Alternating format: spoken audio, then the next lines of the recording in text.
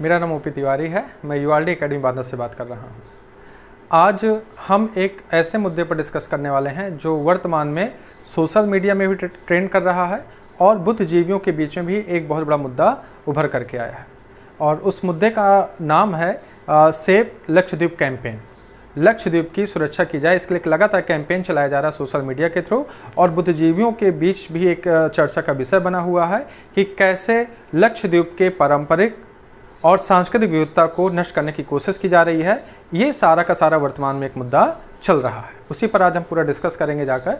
तो डिस्कस के कुछ बिंदु हैं जो हम डिस्कशन करने वाले हैं, उसके मैं कुछ बिंदु आपको बता दूं कि क्या क्या हम डिस्कस करेंगे। सबसे पहले तो लक्षद्वीप की बात आती है, तो हम लोग बेटा लक्षद्वीप के बारे में जानकारी इकट्ठा कर लेंगे कि लक्षद्वीप के कुछ जो बिंदु हैं वो सारी जानकारी ले लेंगे। फिर लक्षद्वीप के जो प्रशासक हैं उनका थोड़ा सा इतिहास खंगाल लेंगे जा करके, और वर्तमान प्रशासक के द्वारा जो ड्राफ्ट तैयार किया गया है, जिस ड्राफ्ट को लेकर के लक्षद्वीप के लोगों को समस्याएं उत्पन्न हो रही हैं, उनके विषय में हम चर्चा करेंगे।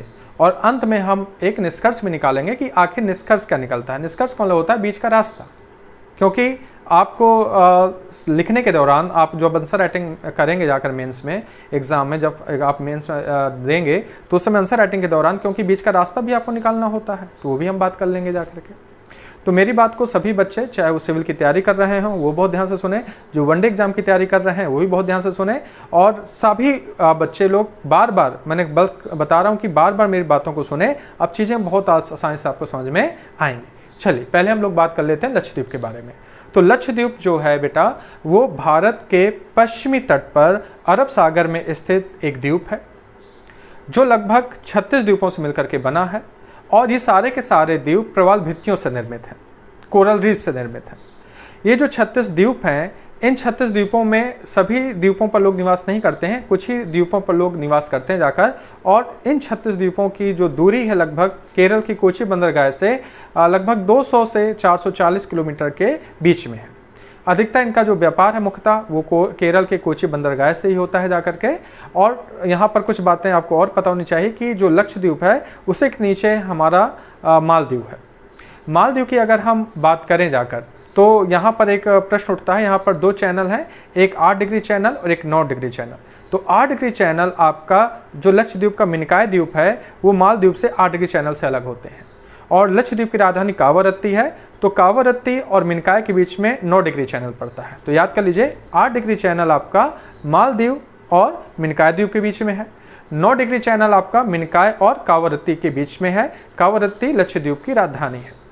यहाँ पर अब भाषा की बात की जाए तो मैंने आपको पहले ही बताया कि केरल की जो सांस्कृतिक चीज़ें हैं, जो सांस्कृतिक विरासत है वो लक्षद्वीप की भी है, क्योंकि अधिकतर केरल के ही लोग लक्षद्वीप में जाकर के निवास करने लगे थे। तो लगभग 96% केरल की मुस्लिम आबादी है, 2% के आसपास हिंदू आबादी है, और शेष जो 2% बसते हैं उसमें शेष लोग निवास करते हैं।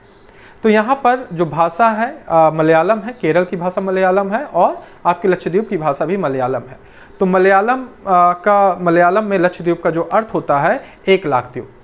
1956 में इसको केंद्र शासित प्रदेश के रूप में जोड़ा गया था, और 1973 में इसका नाम लक्षद्वीप रखा गया। और अभी अभी मैंने बताया कि मलयालम और संस्कृत में लक्षद्वीप का अर्थ होता है 1 लाख द्वीप। यहाँ पर 2011 की जनगणना के अनुसार की कुछ बातें हम कर लेते हैं, वो भी आप याद कर लीजिएगा जाकर के। 2011 की जनगणना के अनुसार लक्षद्वीप की जो जनसंख्या है वो 60,000 के करीब है। 60,000 के करीब जो जनसंख्या है, इसका जो लिंगानुपात है वो 947 है। साक्षरता की जो दर है वो 91.8 है।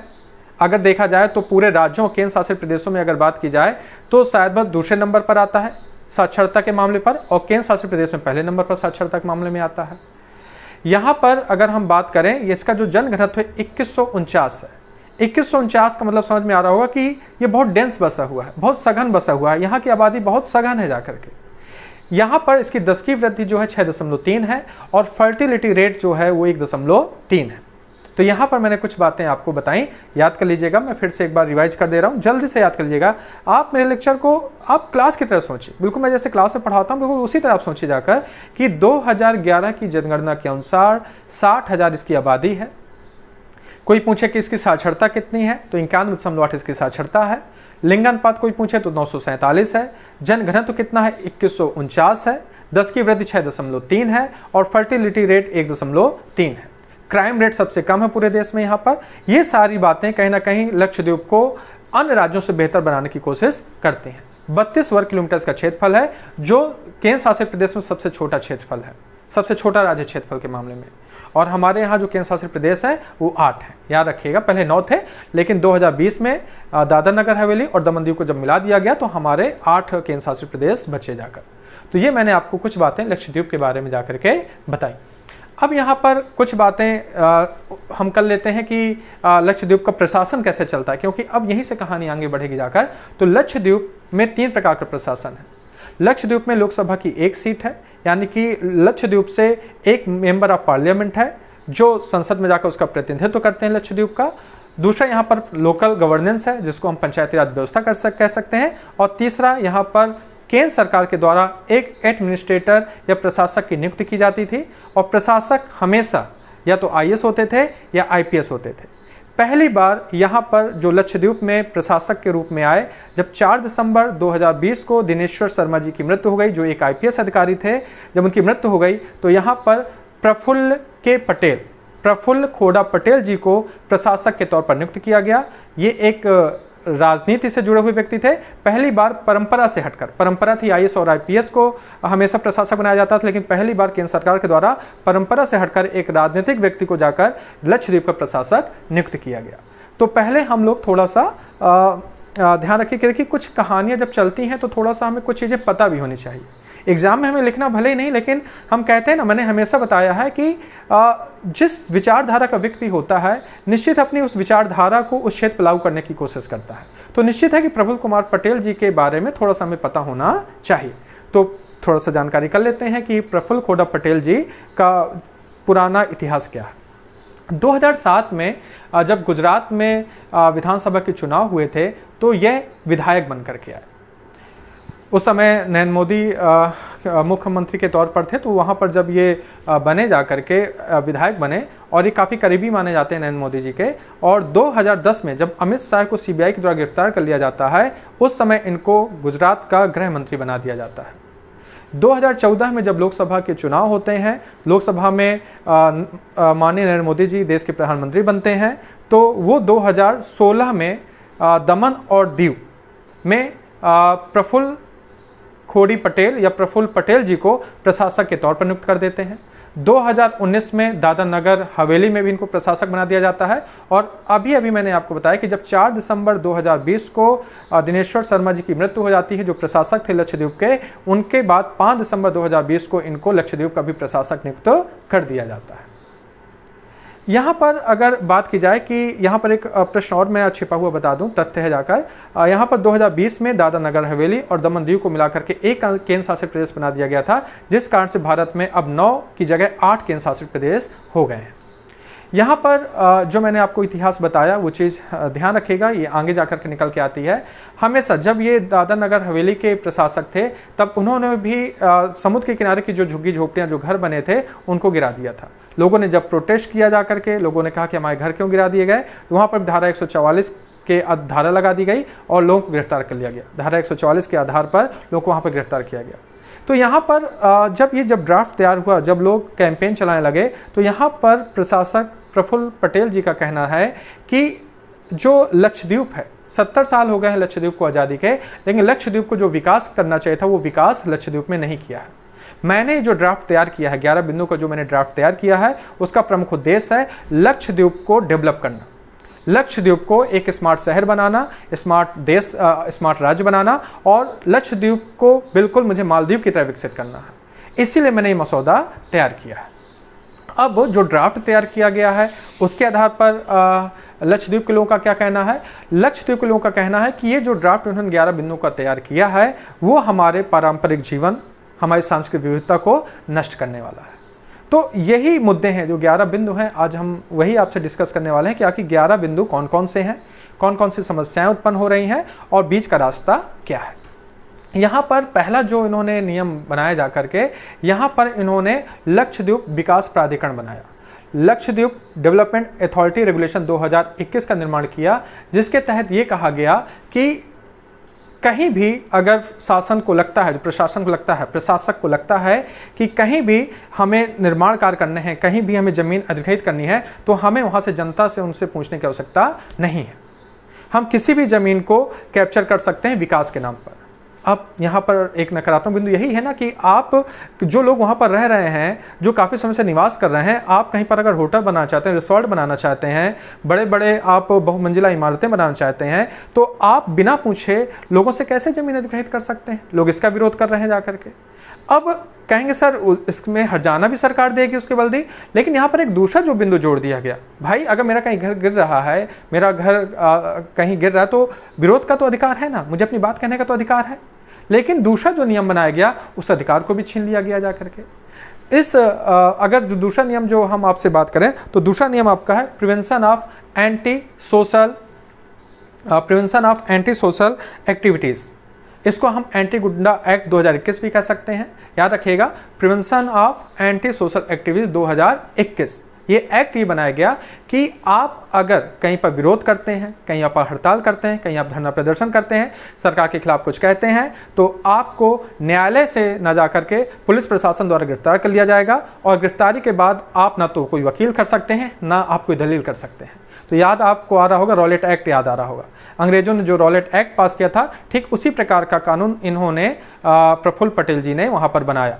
यानी कि अगर आप सोचिए, आप उसको लिंक करिए ना, आपने लक्षद्वीप डेवलपमेंट अथॉरिटी बनाई, वो आपकी जब जमीन पर कब्जा कर रही है विकास के नाम पर, और आप भाई फंडामेंटल राइट है, हमें अपनी बात कहने का अधिकार है, हड़ताल करने का अधिकार है, सरकार से अपनी बात कहने का अधिकार है, तो आपने एक दूसरा एक्ट जोड़ दिया जा करके।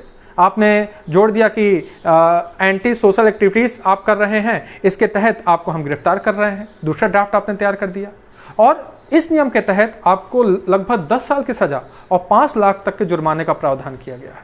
तो समझिए कि आपके अधिकारों का हनन करते हुए ये दोनों नियम समझ में आ रहे हैं हमें। याद रखिए, दोनों नियम मैंने आपको बताए और विरोध का कारण भी यहाँ बताए।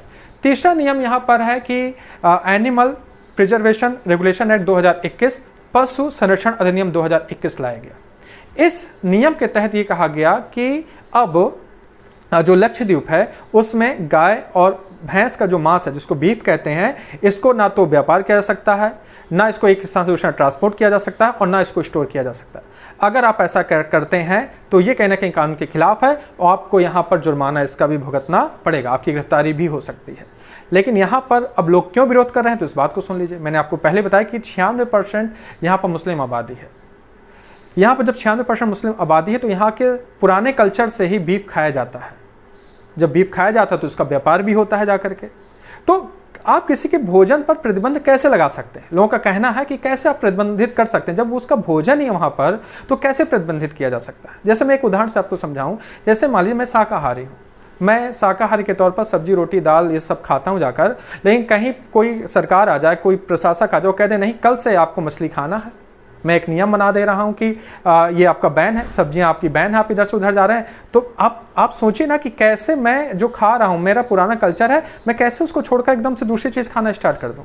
तो ये लोग कह रहे हैं कि भाई हमारी सांस्कृतिक विरासत का हनन हो रहा है जाकर के। और यहीं से ही जुड़े हुए कई सारे बिंदु हैं। वहाँ के लोग कह रहे हैं कि अगर आप पशु संरक्षण अधिनियम ला रहे हैं तो सिर्फ गाय और भैंस पर क्यों ला रहे हैं? हाँ, अगर क्योंकि पूरा का पूरा जो लक्षद्वीप है प्रवाल भित्तियों से बना है, अगर हम ऐसी कुछ चीज़ों में नुकसान कर रहे हैं जिससे कहीं ना कहीं जैव विविधता नष्ट हो रही है समुद्र की, तो फिर आप ये एक्ट बना दीजिए, वो हमें स्वीकार है जाकर। लेकिन हम ऐसा कोई भी, हम मत्स्य पालन भी करते हैं, तो हम ऐसा कोई भी इस तरह का मत्स्य पालन नहीं करते हैं जिससे वहाँ की जैव विविधता नष्ट हो जाए जाकर।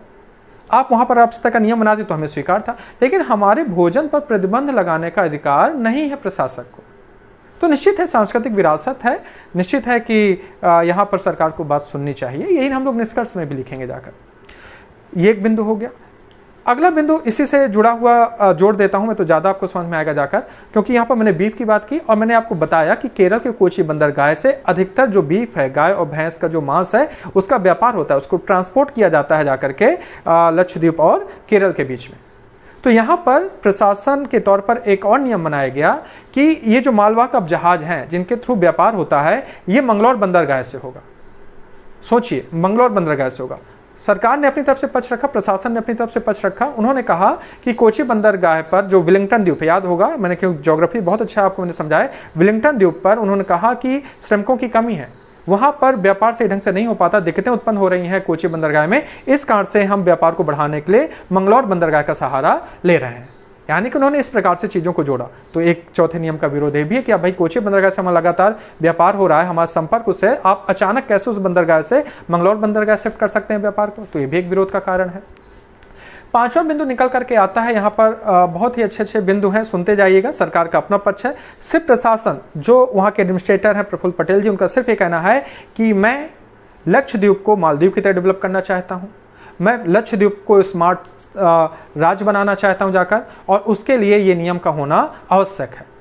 ये सारी चीज़। यहाँ पर एक नियम मैं और आपको बता दूं कि मैंने आपको बोला है कि जो मैंने आपको बताया लक्षद्वीप में 3 प्रकार का प्रशासन है। लोकसभा के एक सीट है, मेंबर ऑफ पार्लियामेंट देखते हैं। दूसरा मैंने बोला कि लोकल गवर्नेंस है, पंचायती राज व्यवस्था है, और तीसरा एडमिनिस्ट्रेटर प्रशासक है। तो यहाँ पर जो लोकल गवर्नेंस है, जो पंचायत है, इसको भी रेगुलेट किया गया। जो 5वां ड्राफ्टिंग आई उसके तहत पंचायत को गवर्न किया गया, उसको भी रेगुलेट किया गया। ये कहा गया कि पहले तो 5 अधिकार छीने गए, पहले तो ये ध्यान रखिए 5 अधिकार छीने गए। शिक्षा, स्वास्थ्य, कृषि, डेयरी फार्म और मत्स्य क्षेत्र से जो पंचायत के अधिकार क्षेत्र में 5 चीजें आती थी, वो प्रशासक ने अपने हाथ में ले ली। ध्यान रख लीजिए, शिक्षा, स्वास्थ्य, कृषि, मत्स्य और डेयरी, ये जो 5 चीज़ें थी जो पंचायत लोकल गवर्नेंस वहाँ की रेगुलेट करती थी, उसके 5 चीज़ निकाल करके प्रशासक ने अपने हाथ में ले ली। यही चीज़ है। एक चीज़ इसमें और निकल के आता है, इसमें यह कहा गया कि अगर पंचायत के चुनाव वही लड़ सकते हैं जिनके 2 बच्चों से कम हो। ये कहा गया, सुनिए बेटा, 2 या 2 से अधिक बच्चे हैं तो आप चुनाव नहीं लड़ सकते हैं, पंचायती राज व्यवस्था में चुनाव नहीं लड़ सकते हैं। मुस्लिम बहुल क्षेत्र है, निश्चित है कि 2 से अधिक बच्चे सबके होंगे जाकर के, अधिकतर होंगे जाकर के।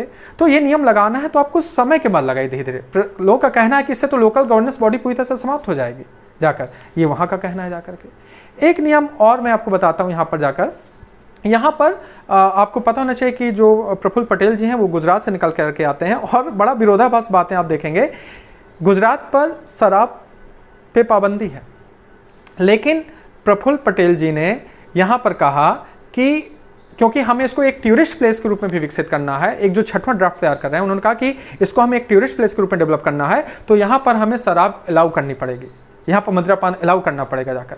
क्योंकि जितने भी टूरिस्ट प्लेस हैं, चाहे गोवा हो चाहे मालदीव हो, यहाँ पर मदिरापान होता है, लोग कहीं ना कहीं इसके रूप में भी आकर्षित होकर के आते हैं, जाकर घूमने फिरने आते हैं, एंजॉय करते हैं। तो निश्चित है इससे पर्यटन को बढ़ावा मिलेगा जाकर के, और यहाँ की आमदनी भी मिलेगी। लेकिन वहाँ का कहना है कि हम लोग तो शराब पीते ही नहीं हैं। जब यहाँ के लोग शराब नहीं पीते हैं तो आप हमको शराब का लती क्यों बना रहे हैं? भाई जब शराब बिकेगी तो यहाँ के लोग पीना भी स्टार्ट कर देंगे जाकर। लक्षद्वीप के लोगों का कहना है कि यहाँ पर सिर्फ एक द्वीप है, बंगाराम द्वीप है, उसमें बस एक ठेका है शराब का, और कहीं कोई ठेके नहीं है शराब के। तो आप हमारी जो मूल संस्कृति है इसको नष्ट ना करिए। यहाँ भी इतिहास जब मैं आधुनिक भारत पढ़ाता हूँ तो मैंने आपको बताया कि अंग्रेजों ने जानबूझ करके लोगों को शराब पीना स्टार्ट कराया था, और जब गांधी जी ने असहयोग आंदोलन स्टार्ट किया था तो महिलाओं ने पिकेटिंग की थी। पिकेटिंग मतलब होता है शराब की दुकानों के सामने बैठ जाती थी, क्योंकि उनके जो पति होते थे शराब पी करके आते थे, घरेलू हिंसा करते थे, कुछ काम नहीं करते थे, तो घर की इनकम नहीं होती थी। तो ये सब कहीं ना कहीं शराब की वजह से होता है। तो ठीक इसी प्रकार से लक्षद्वीप के लोग भी कह रहे हैं कि यहाँ पर जब शराब पहले से ही एक प्रतिबंध है शराब में, तो आप उसको क्यों ओपन कर रहे हैं? टूरिस्ट के रूप में अन्य तरीके से भी तो विकसित किया जा सकता है। तो इसका ये 6वां एक ड्राफ्ट हुआ जाकर के। 7वां ड्राफ्ट भी यहीं पर निकल करके आता है, इसी से जुड़े हुए ड्राफ्ट है जाकर के।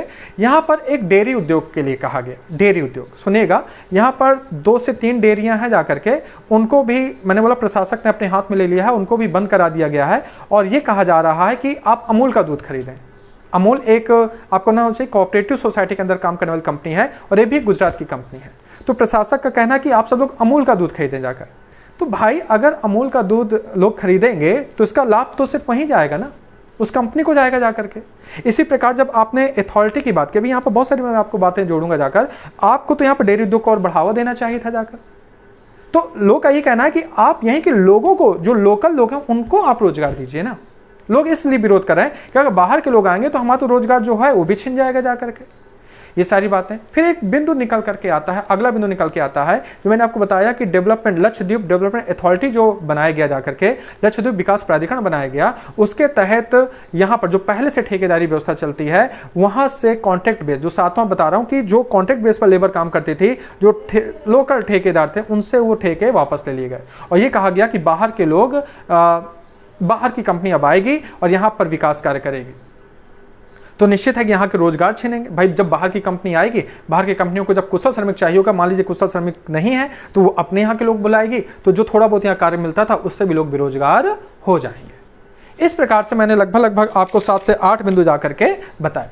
9वें बिंदु के रूप में यहाँ पर ये कहा जा रहा है कि जब से प्रफुल्ल पटेल जी आए हैं हमारे यहाँ कोविड बढ़ा है, जाकर कोविड बढ़ा है। पिछली बार 2020 में जब कोरोना आया था तो आपको जानकर हैरानी होगी, पूरे विश्व में कोरोना था लेकिन लक्षद्वीप एक ग्रीन जोन था। लक्षद्वीप में कोरोना के एक भी केस नहीं थे, क्योंकि उस समय के जो प्रशासक थे, दिनेश्वर शर्मा जी थे, उन्होंने एक नियम बना करके रखा हुआ था। उनका ये कहना था कि जो भी लक्षद्वीप में आएगा उसकी पहले जांच होगी, जांच पॉजिटिव आए या फिर नेगेटिव आए, जाकर RT-PCR जो जांच होती है चाहे पॉजिटिव आए चाहे नेगेटिव आए, ध्यान रखिएगा, उनको पहले 14 दिन क्वारंटीन रखा जाएगा, फिर उनको लक्षद्वीप में घूमने की इजाजत होगी। लेकिन जब प्रफुल्ल पटेल जी प्रशासक के रूप में कार्यभार ग्रहण करते हैं लक्षद्वीप का, उन्होंने इस नियम को बदल दिया। उन्होंने कहा कि अगर जहाज में चढ़ने से पहले RT-PCR की रिपोर्ट आपकी नेगेटिव आती है तो आप लक्षद्वीप में कहीं भी घूम सकते हैं। तो वहाँ के लोगों ने कहा कि शायद इसी नियम के बदलने से, इसी बार के नियम के जो बदले हैं, इस बार 24,000 केस हैं कोरोना के लक्षद्वीप में, जिसमें 24 लोगों की क्या हुई है, मृत्यु हुई है जाकर के। ये कहना है लक्षद्वीप के लोगों का कि शायद भाई इस नियम की वजह से हुआ है। शायद उनका कहना भी सही है कि मान लीजिए कि आपने 48 घंटे पहले की RT-PCR रिपोर्ट ली नेगेटिव है, लेकिन आप जहाज तक आते आते किसी कारण से इन्फेक्शन के शिकार हो जाते हैं, और क्योंकि ये जो वायरस है कुछ समय बाद दिखाई देता है और उस समय आप लक्षद्वीप में काफ़ी दूर तक घूम चुके हैं, तो शायद भाई पूरा तेज़ी से स्प्रेड हो जाएगा जाकर। तो ये भी लोगों ने कहा कि शायद भर इस नियम की वजह से ही कोरोना आया है और इतने लोग को फैला, इतने लोग यहाँ पर मृत्यु हुई है जाकर के। यहाँ पर एक नियम और है, एक ड्राफ्ट और तैयार किया गया है, उसको भी हम थोड़ा सा चर्चा कर लेते हैं जाकर के।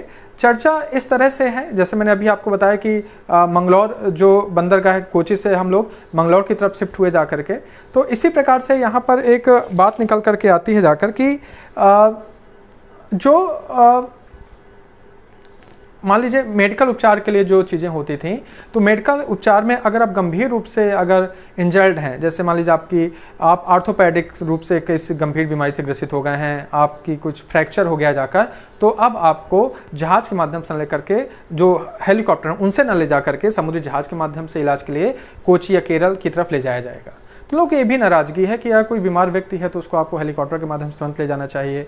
अगर कोई गंभीर बीमार है तो कहीं ना कहीं आप देख रहे होंगे कि 10 से 11 जो मसौदे हैं, जो ड्राफ्ट पूरा इन्होंने तैयार किया, इसके सकारात्मक पक्ष तो ज़्यादा नहीं है, नकारात्मक पक्ष ज़्यादा नज़र आ रहे हैं। और यहाँ पर मैं एक जो निष्कर्ष है उसकी तरफ मैं जाने वाला हूँ कि लोकतंत्र में हमेशा, जो लोकतंत्र होता है हमेशा बातों से चलता है। अगर वहाँ के लोग विरोध कर रहे हैं, अगर वहाँ पर लोग विरोध प्रदर्शन कर रहे हैं, तो निश्चित है कि वहाँ के प्रशासन को लोगों से बातचीत करनी चाहिए, लोगों का उनकी बातें सुननी चाहिए कि ये अधिकार है, ये फंडामेंटल राइट है, हमारे संविधान में दिया गया है कि लोगों को अपनी बात कहने का अधिकार है। तो यहाँ पर लोकतंत्र तभी जीवित रहेगा ना जब प्रशासक और व्यक्ति आपस में मिलकर के कार्य करेंगे। तो यहाँ पर निश्चित है कि प्रशासक को, जो वहाँ के प्रशासक है PK पटेल जी को, ये बात सुननी चाहिए। ये एक पॉइंट है यहाँ पर। दूसरा बिंदु निकल करके आता है कि हमेशा जो चीज़ें हैं कि जो कहीं का भी सांस्कृतिक विरासत होती है, पारंपरिक जीवन होता है, ये उसके में आप हस्तक्षेप नहीं करते। यहाँ भी हमें फंडामेंटल राइट मिलता है कि किसी के भी सांस्कृतिक विरासत को, पारंपरिक जीवन को आप कानून बना करके समाप्त नहीं कर सकते, ये उसका फंडामेंटल राइट है। तो निश्चित है कि इस अधिकारों की भी वहाँ पर रक्षा की जानी चाहिए। तीसरा सबसे महत्वपूर्ण बात है कि अगर वहाँ पर आप अवसंरचना विकास, ये सब इंफ्रास्ट्रक्चर, बहुत बड़ी बड़ी बिल्डिंगों का बनाने का सोचेंगे, निश्चित है कि जो सुंदर हरा भरा इलाका है, जो जैव विविधता से भरा हुआ है, वो भी धीरे धीरे कुछ समय बाद नष्ट हो जाएगा। इसका एक उदाहरण कनाडा से लेते हुए मैं आपको बताऊँगा कि कनाडा में कोयले के बहुत बड़े भंडार छिपे हुए हैं। ये कनाडा सरकार ने कोयले के भंडार का उत्खनन करने से ये मना कर दिया कि भले ही हमें करोड़ों रुपया का कोयला बाहर से लेना पड़े, लेकिन अगर हम इन कोयले की खदानों का उत्खनन करते हैं तो हमारे यहाँ की जो जैव विविधता है वो नष्ट हो जाएगी, वो उन रुपयों से भी हमारे लिए बड़ी है। तो ये भारत को भी सोचना चाहिए कि आपको विकास करने के लिए पूरा देश पड़ा हुआ है, पूरे देश है, आप वहाँ विकास कार्य करिए। छोटा सा 32 वर्ग किलोमीटर में फैला हुए क्षेत्र को आप उसकी जैव विविधता को, वहाँ के हरे भरे कल्चर को, वहाँ के पारंपरिक जीवन को क्यों नष्ट करना चाहते हैं? अगर करना ही है तो लोगों को पहले अपने साथ लीजिए, लोगों से बातचीत करिए और मिलजुल करके एक ऐसा ड्राफ्ट तैयार करिए कि जिससे वहाँ की जैव विविधता भी संरक्षित रहे, वहाँ का पारंपरिक और सांस्कृतिक कल्चर भी बना रहे और कहीं ना कहीं वहाँ का विकास भी हो जाए। निश्चित है मुझे लगता है आपको सारे बिंदु समझ में आ गए होंगे। निश्चित जो मैं बातें आपसे कर रहा हूँ आप उसको ध्यान से सुनिए बेटा। चाहे आप सिविल की तैयारी कर रहे हो उसको लिखना सीखिए, वनडे एग्जाम की तैयारी कर रहे हैं उनको भी सुनिए, क्योंकि हर बच्चे को ऊंचाई पर पहुँचना है। तो मिलते हैं कल किसी नए टॉपिक के साथ, नए विषय पर। Okay, bye bye, thank you.